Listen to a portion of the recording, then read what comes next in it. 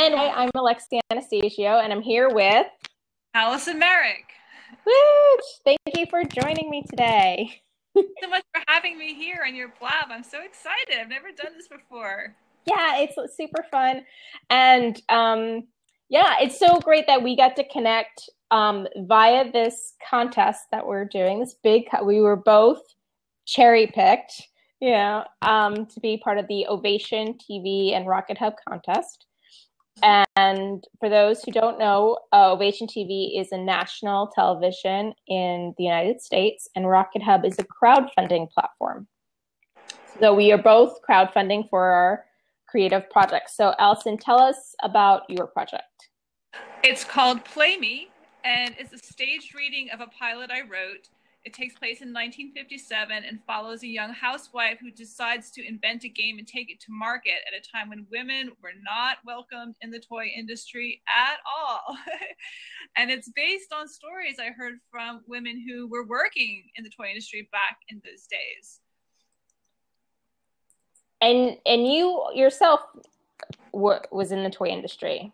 Yeah, I'm a filmmaker. I was writing and reporting, doing videos for the specialty toy industry. That's how I met these women and started hearing stories about what an all-boys club it used to be in the toy industry and how difficult it was for women to break in because they were just considered outsiders and they were sort of invaders because they were, changing the atmosphere. They were changing the rules of play. So it was it's always really hard to bring something new to market. And then they had this extra level of complication because of the way the men responded to them.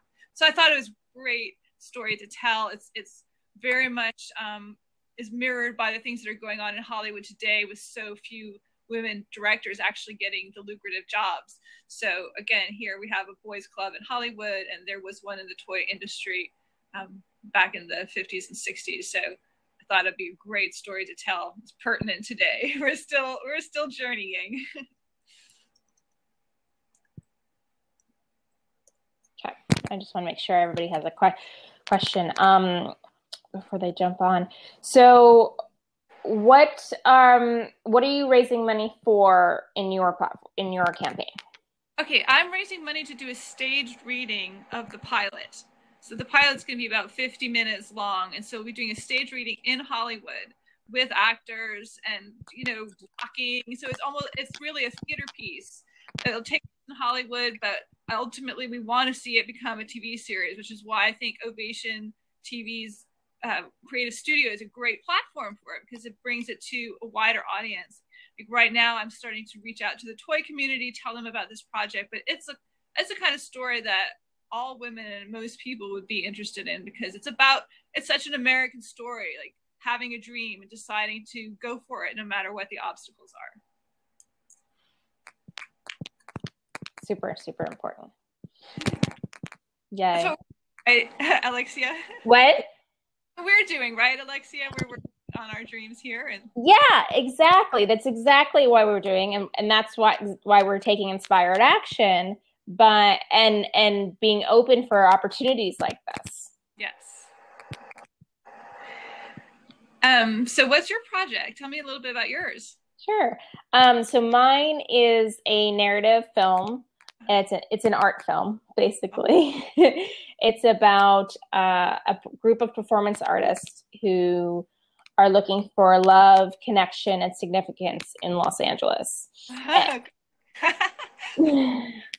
So, and we have an LGBT theme to it. Two of the main characters they're females and they're bisexual, and we have two characters who are in a lesbian couple.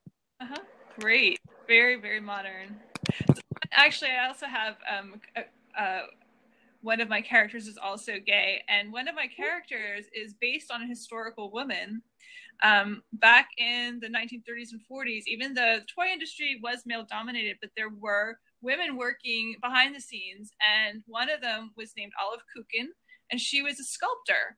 She was trained, I think, at Cooper Union, but she started sculpting toy soldiers, like those little dime soldiers that they would sell during World War II for some toy soldier companies, Barkley and Tommy Toy. And so I have an artist in this piece that's based on her. And as an older woman struggling to get work, in an industry that, again, it's like a boys club, so they're always passing around the work to each other. So which happens, which is so great when we get to be, you know, like female founders and female directors, where we get to hire the people that we love. That's what I do. I always hire as much as I can women. Of course, I hire men. I hire the best people, but I love to give opportunities to women, because it's something, I don't think it's, you know, even necessarily usually anything that's consciously exclusionary, but people tend to, you know, work with the same folks again and again, and the more like you they are, the more likely they are to be in your inner circle. So it's just like, it's up to us too. Yes, we need to break through the boundaries, but we also need to remember to invite our people in, and, you know, give more opportunities to women so they can build up their resumes, build up their reels, really, you know, create great work that's going to get them the attention they need to have a real career. So I'm definitely, that's part of my mission as a filmmaker as well. And I know it's yours. Totally. I love, actually, I've just did a video where I co-directed a branding video with another female. And so it was super exciting, because we were so on the same page of like what shots worked, and just like, you know, even on set, it was just like, we didn't even need to talk that much. We just like, it was just kind of like dancing.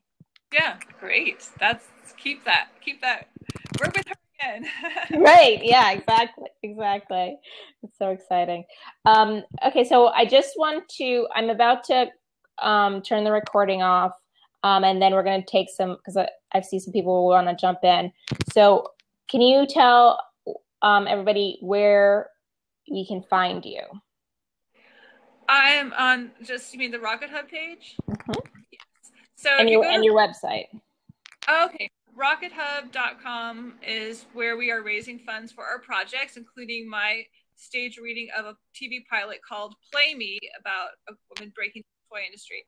And you can also go to my website, AllisonMerrick.com, to learn more about my work and see some of the things I've done in the past.